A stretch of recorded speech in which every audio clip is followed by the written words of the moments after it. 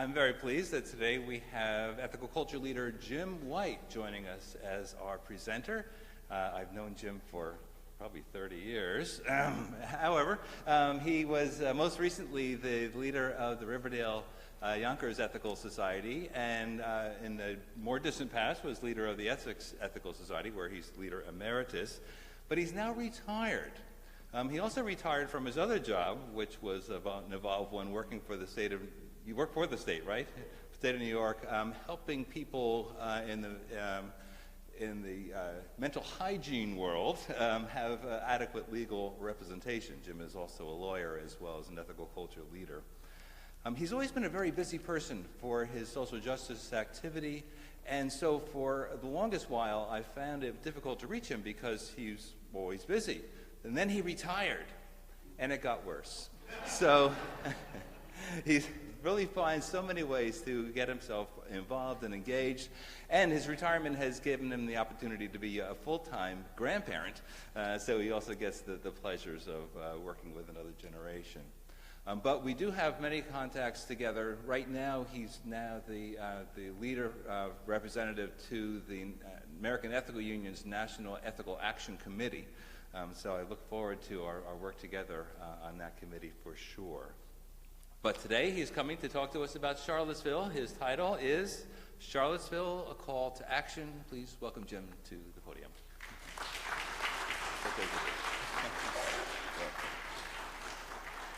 Oh, Bart, I'm so glad you reached me. I didn't think I was that hard to reach. And 1,000 thanks to you all. You're very brave to invite me to speak, because I'm not only a full-time granddad now, but I'm a full-time activist. So there are not many religious groups I could say that my vocation is both to raise kids and to raise hell. And wow, am I having a ball doing that. So many familiar faces. I love coming here for so many reasons. And two familiar faces I'll introduce you to. You know Orlando Rodriguez, who is one of my newest friends, and his wife Phyllis. Orlando gave me a priceless chance to work with incredibly inspiring young people this last term at Fordham. And one of my longest term friends, Marjorie Starkman, I officiated at her wedding a while ago. I only marry the most interesting people. But she's given me permission to out her as having been a joint member with me of Students for Democratic Society on our campus. And that has described our lives ever since. Oh gosh. So I begin my daily routine at 6, usually 5:30 or 6, picking up the New York Times. And I give it an hour and a half, and go through it, occasionally inspired, usually alarmed, often infuriated. And then I put it down, and I start a course of meditation. And my meditation is very Felix Adlerian. I connect with people who have inspired me, both historically and personally. And you know, that helps me calm my anger and anxiety, and most of all, it helps me focus on writing my to-do list for the day. And now that I can be a full-time granddad and activist, the kids come in, I get to get them to school, and that's really cool. But there are so many demands that are so pressing. Trying to meditate to prioritize those is what I do for, maybe 20 minutes or half an hour. Not always successfully, ask my wife. In any case, the inspiring people and spiritus is the root of the spiritual, that which breathes life and breath into us, that which inspires us, usually helps me decide what's first, second, third, fourth. So, to structure our time, first I'd like to envision Charlottesville. How many of you all watched the video streaming coming through that horrible Friday night, the 11th, and Saturday the 12th? You all actually saw some of the footage of the horror unfolding in my hometown. It hit me with double force because it's a place that shaped me and still is largely for good. It seared in my heart and mind for many, many weeks and years that I have to go in life, those 2 days. I would have gone down to be one of the counter-protesters, but for health issues. My family went down the following week. They were all starring in Jesus Christ Superstar, so they couldn't go that weekend. I realized my fondest ambition to be married to the Virgin Mary and stepfather to the Son of God. They were wonderful in this show.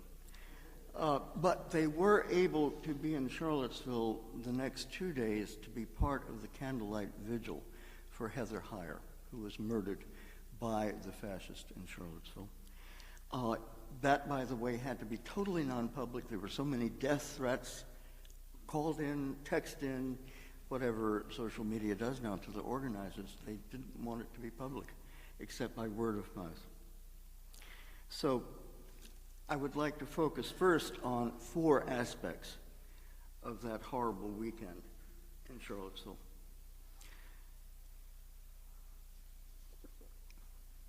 First, Friday night the 11th. How many of you saw the Torchlight Fascist March encircling the Jefferson statue?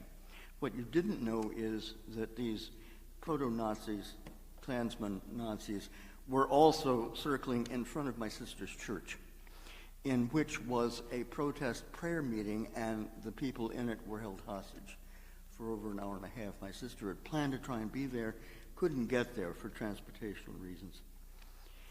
The chant, "Jews will not replace us," and the chant, "Blood for soil," absolutely terrified me. I can't think of any sort of public expression of clear, above-board fascism since the 60s and the time of resurgent Klan in the South and in places in the North in the civil rights movement. The next moment that morning, and I did watch pretty much all day in horror, was an embedded journalist with the white supremacists. You know, by and large, young men, articulate, technology savvy, who sounded like frat boys until you heard what they were saying to each other. And as the police marched in to occupy Liberation Park, they started a chant, "Blue Lives Matter." And of course, blue lives do matter. But in the face of Black Lives Matter, this is a very different message. It's a message of support for the terror that black and brown people have faced at the hands of police throughout our country for longer than I thought. I'm learning. The third moment of horror was when the white supremacists were marching into Liberation Park. A group of clergy and lay people, including the assistant at my sister's Episcopal church and the very courageous minister of the Unitarian Church in Charlottesville. Those are my 2 spiritual roots before I found ethical culture. And they were singing "This Little Light of Mine," and that usually packs a punch. But they also filed in front of the marching white supremacists and knelt down in protest, simply nonviolently to try and prevent their rally. And in 2 columns, the police made way and allowed the white supremacists to charge in with sticks and poles and, I think, iron bars, and beat the hell out of our sisters and brothers who were lying there. Fortunately, no terrible injuries at that point. But it was an incredibly telling moment about what police were going to allow to happen the rest of the day. And then finally, there was the careening car murder of Heather Heyer.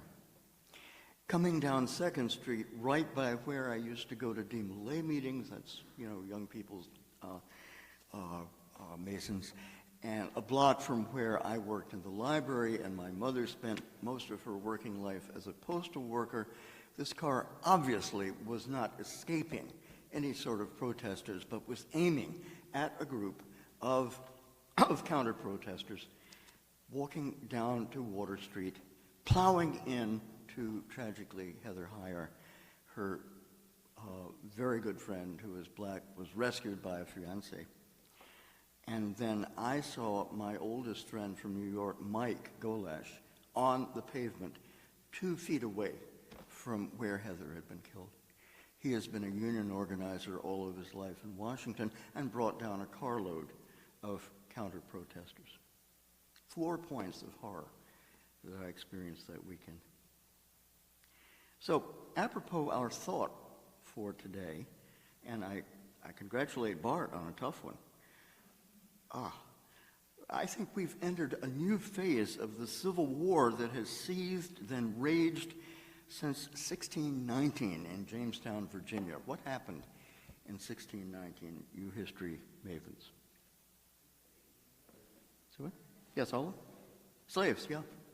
I think it was a Portuguese merchant ship brought a number of African captives to be sold quasi-indentured, but it was really chattel slavery as it morphed throughout the 17th century, changing the complexion of our social, economic, political, spiritual life forever in this country. So in the face of the unfolding horror, I suggest today we focus on 3 W's. What? What's happening? What? What to do? And probably most important, why? We need to ask the why to lead to ever-deepening understanding and more strategic goals for our activism. First, what's happening? ¿Qué pasa? It was obvious in Charlottesville. This is the first undeniably U.S. fascist mobilization internationally broadcast since the height of the KKK neo-Nazi presence decades ago. So why comes into this? Why now? Clearly, the xenophobia, sexist, and racist themes throughout the entire 2016, I'm still in the other century, 2016 campaign, this has flushed the alternate right, so-called, and the alternate light out from under their fetid basements and seething swamps. It is now okay to be militantly, overtly, violently far right-wing. So ethical culturalists and others of goodwill immediately ask, what do we do? I mean, outside, one of our chief monikers is deed before creed. Creed is vital. What we believe, what we hold fast to, but there can be real differences in that. There are differences in deed, too. But shortly after my only controversial thing, we'll get to what I think we can agree to in terms of deed. What to do? Organize, of course. First off, and I think there will not be agreement on this, and I'm probably in a minority, but I think it's essential for us to confront and try to prevent this kind of overt fascist attack on our society, on our mentality, on our spiritual life. Fascism means genocide. My wife's entire European family was herded up, tortured, worked to death, and then gassed to death in Europe, except for cousin Gita, who got to Palestine. So when it comes to a Charlottesville exhibit of genocide is fine and we're going to organize it, I don't think we can support free speech for fascists. A fascist demonstration is itself an act of violence and an incitement to right-wing murder. It is, I think, to use American jurisprudence, very, very much like shouting fire in a crowded theater. Because the social theater we exist in now is a structurally, systemically racist and sexist society. A fascist demonstration is the lit match igniting a deadly firestorm again and again and again and again. I know we won't agree on this. By the way, by no means do I mean, muzzling Trump supporters. I'm looking for a few to dialogue with. It's not easy in the circles we travel with, but I am facing a pastoral issue in that I married one incredible couple, my son's two best friends, on Black Island 3 years ago. And Taju's parents are two of the most wonderful people I will ever know on earth. They were our neighbors and actually supportive of the Democratic Party work against racism that we were doing in Teaneck, where I actually did Democratic Party work for 4 difficult years. Walter and Barbara are saintly people. They adopted again and again, raised a large multiracial family, moved upstate, and voted for Donald Trump. And this is causing anguish to Taju and Jesse because, they have some sense of why. I think partly it's because they are ardently pro-life Catholics. They certainly are not racist. They are certainly not sexist. So I am dreading and looking forward to a reunion with them in the next several months. And we've always respected each other, and I would expect a frank dialogue that hopefully will ease the anguish that their son and their daughter-in-law are facing now. I also have Republican cousins in Virginia, and I faced a terrible ethical dilemma last Christmas Eve.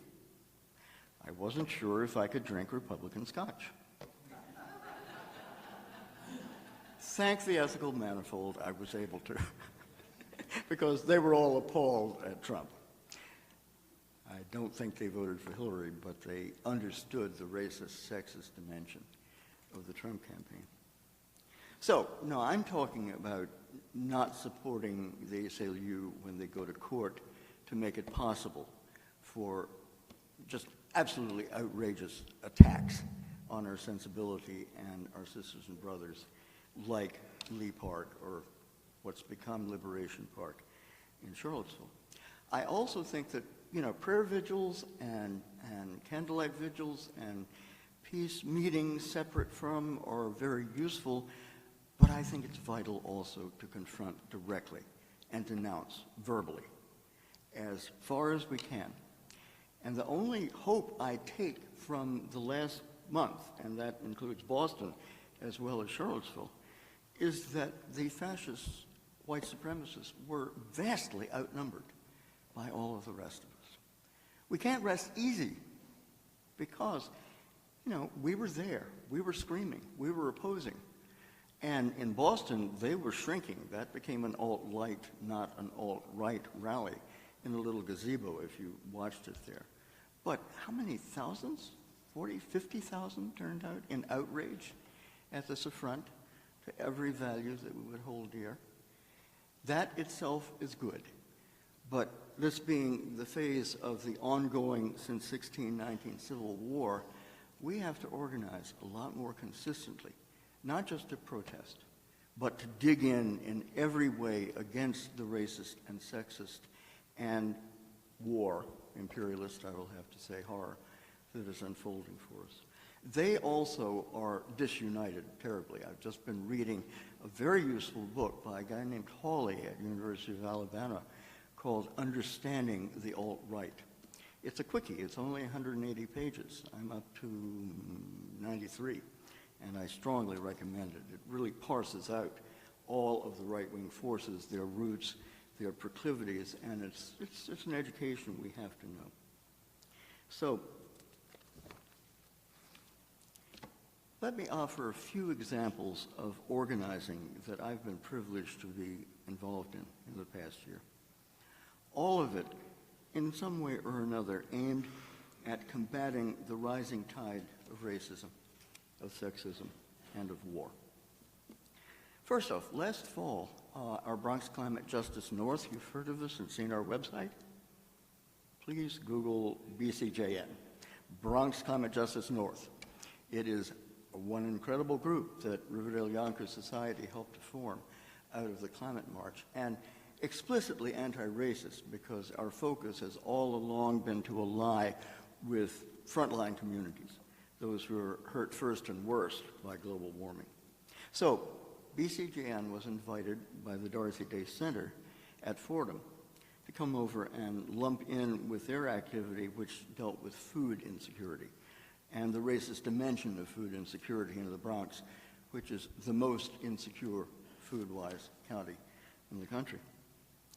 That was itself a wonderful experience. We worked with the students who themselves organized a marvelous forum on food insecurity in November, and also linked that to the horrific problem that farm workers in New York State face, themselves food insecure, and with virtually no rights in terms of organizing and redress of grievance. Then, Dorothy Day Center introduced me to Orlando Rodriguez, and we thank the Ethical Manifold for that. From our previous shared roots, I would say the Holy Spirit was at work here. And it was a spirited experience indeed, because Orlando organized one of the most uniquely creative courses. I've never been in a course quite like this, called Community Service and Social Action. Do you remember? So it was a presentation of solid sociological, political, spiritual scholarship, for sure, using PowerPoint. I could never master PowerPoint like this master of PowerPoint could.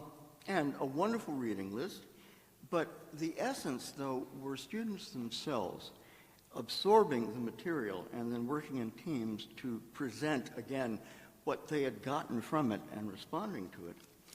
And each student themselves working on a social service, social action project.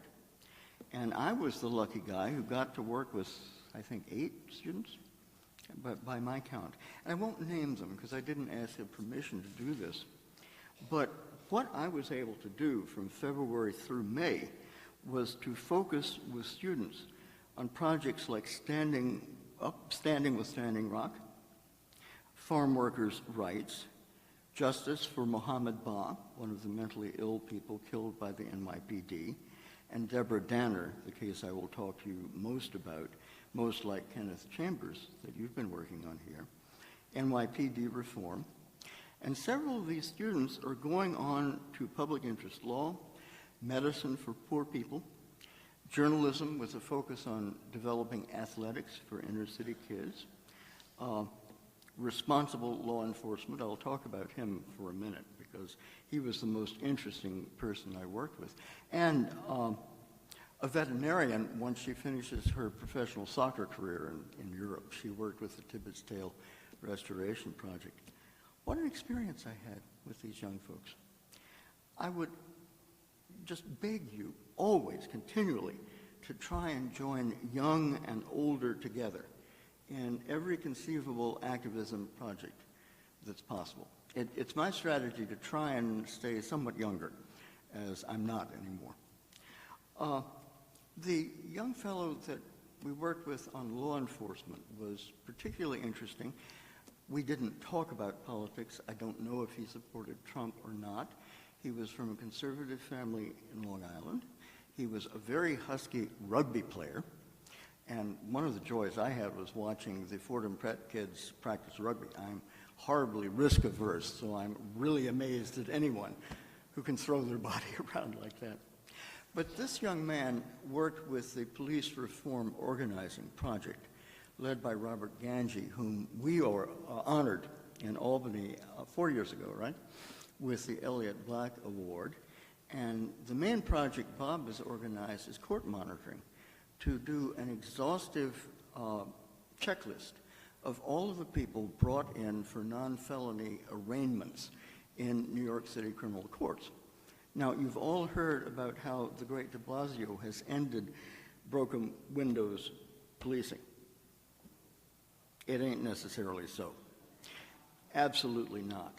And I have a case that's brewing now that is horrific. I can't share it because we're working with lawyers.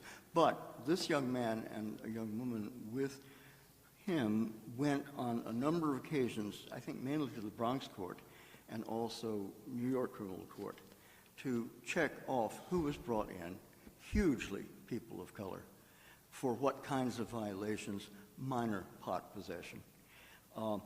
Sometimes, trespassing, loitering, and all of them, depending on the judge, getting some kind of criminal record as a result of the broken windows policing that still in full is somewhat veiled force.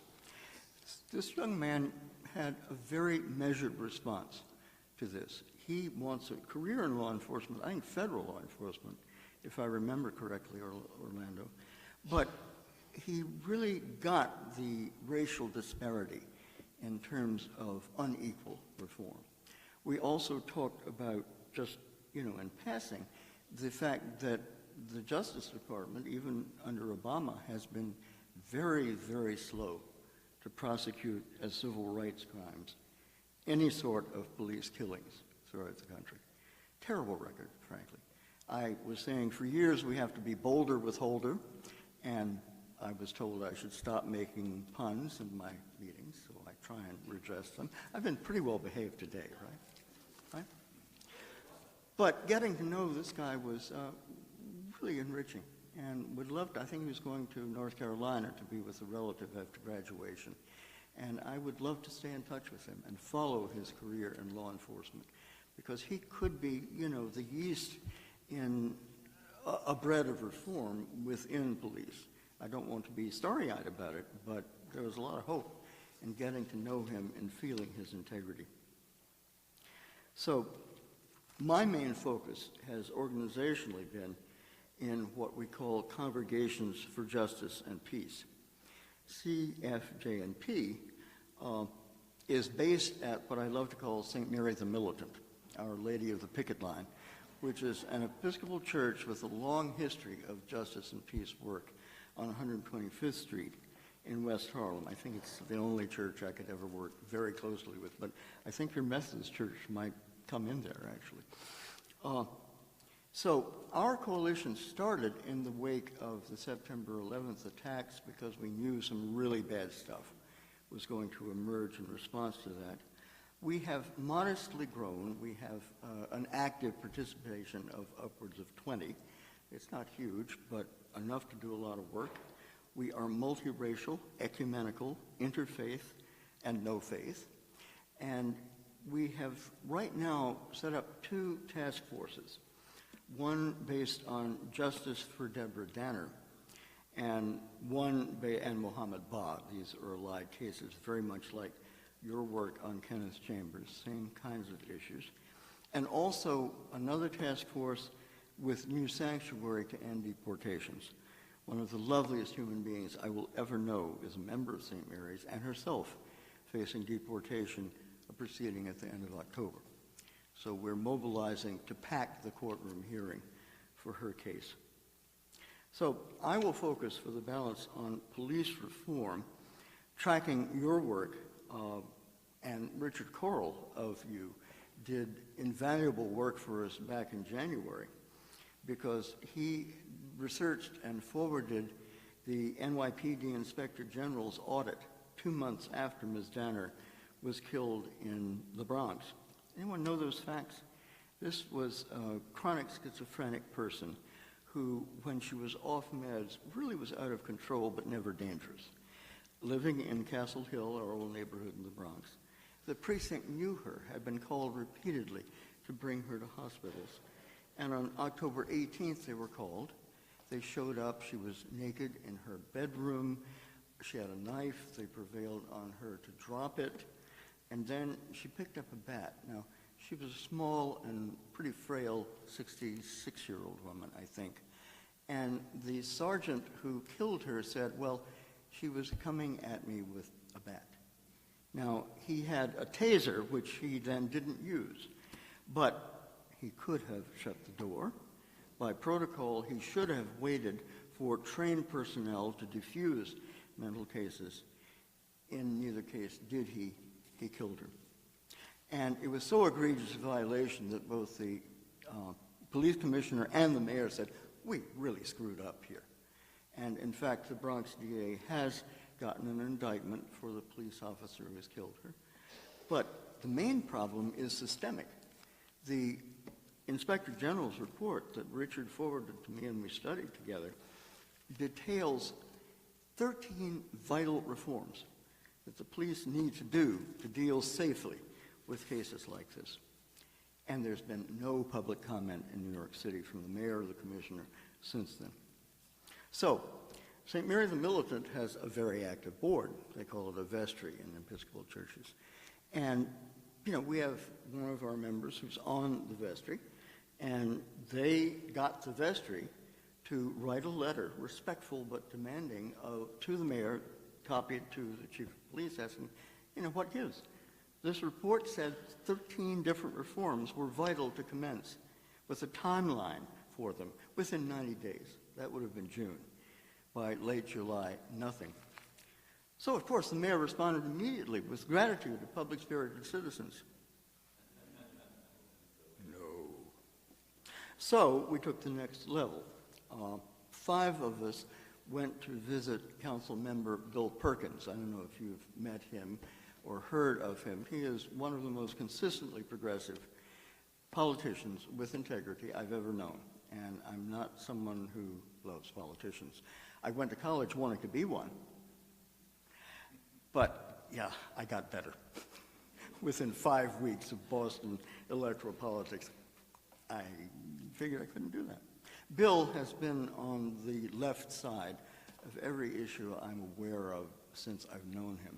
And he left the state Senate in order to run for the council because he figured, you know, the Senate really controlled totally by Republicans and renegade Democrats, and he could do more good on the council. His aide, Linda, really gets the issue of police killing mentally ill people. And so she set up immediately with 5 of us and him. He asked us to draft a letter to the mayor, which he would then revise and sign, saying, why didn't you respond? And by the way, what is being done about these 13 reforms? That was last week. We sent it to him. We'll see if he follows through this week. But I can foresee building a grassroots groundswell of demands of the mayor and the chief about dealing with mentally challenged people over the next year. Also, Bill said he would explore setting up city council hearings about this issue. And I think what it comes down to probably is a demand to have in most of these cases mentally health-trained, non-uniformed personnel appear first. Because let's face it, no matter how well-trained or genial a police officer can be, she or he is carrying a gun, wearing a badge. And how many people of color have had adverse experiences with law enforcement officers? It's provocation in itself. So my feeling is that we should steer the dialogue and diatribe in the direction of first responders being civilian, well-trained people. Now, just to finish up, how close to a half an hour? Bless you, brother. Thank you. The most sacred implement in any ethical auditorium should be the clock in the back. I'm a lawyer and a preacher, so I'm trained to preach. Hopefully useful, though. So, is this a national issue or not? That's a rhetorical question. What do you think? Oh, yeah. Yeah, I mean, the white supremacists killed 3 people in the last 4 months, and that was horrific. But let's face it, you know, I don't accuse police officers personally of being white supremacists. I do think there's a systemic problem when they're killing almost 1,000 people a year in this country, and between 1/4 and 1/3 of these people are young black men. And 1/4 of these people are people in mental crisis of one sort or another. So I wasn't aware of this until we went to a demonstration in Brooklyn, but since Ms. Danner was killed last October, 5 more mentally challenged people have been killed in similar circumstances in New York City. This is a unifying factor. Not every Caucasian, middle-class white family is going to understand the anguish of some of the police killings. Every family, I will bet, and as a pastoral counselor, I think, and a person in her family, every family has had some experience of erratic behavior due to substance abuse or mental illness. And 5 days ago, the young man at Georgia Tech campus, Scott Schultz, Caucasian, actually young, questioning his sexuality, cried, kill me, on the steps of, I think, the administration building. He had his hands by his side, and the police killed him. And that horror itself, I think, has begun to raise the national consciousness of what, well, Gideon Bush, back in 1999, a Jewish medical student who became Hasidic and also bipolar, was similarly killed in Flatbush. But I can't think of a more unifying aspect of activism than championing mentally ill and police and first responders' response to them. It's incredibly unifying. My favorite Unitarian preacher, Finley, in Chicago, has said for decades, he was a former Black Panther, by the way, brown and black people are on the bullseye, but virtually all of the rest of us are on the target in some way or other.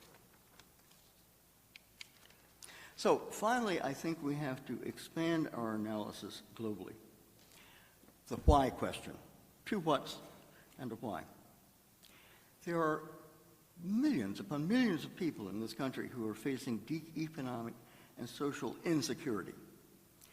Trump supporters, the hollowed-out Rust Belt, the rural poor, hillbilly elegy by Vance, I think should be required reading in all of our ethical societies. But what I just learned in my most recent book, that alt-right racists come from a generation that has had to move back into their parents' basement or attic. The economic insecurity, even among highly skilled technical people, is palpable. And the possibility of moving to the right is clear and is fueling the alt-right, if not the right. And African-American youth, in the Bronx and Harlem, still 50 to 75% unemployed. And blacks are the only group who have not advanced at all in real income in decades and decades. This means there's a great deal of instability. People who are spiritually as well as economically and politically, isolated and frightened in lots of ways. This is also a nation of multinational corporations run by them in critical composition for world dominance with Russia and with China, and a power structure representing them has objective need to control U.S. discontents, right and left, with divide and conquer racism, sexism, and intimidation by state, by uniformed police. I think that is one of the key factors that we've gotten almost nowhere in police reform. This is the world we're now facing. But I would urge us, for those of us who are rooted in Felix Adler, and I will admit I am, that clearly his was a call in the Gilded Age, and there's a great book in this week's New York Times Review about that horrible Gilded Age. Certainly social justice, political justice, economic, political rights. But finally rooted in the need to see in each other person another self. It was Adler's working of the Levitical command to love neighbor as self to call each of us to aspire to radical empathy, to seek a world where individuals would support each other, bringing out the best and flourishing to the fullest of each and every one's capacity. This is the only final foundation, I think, for justice and for peace. And let's be grateful we are ethical culturalists and friends of ethical culture, because we have such an incredible common ground to build on. Thank you.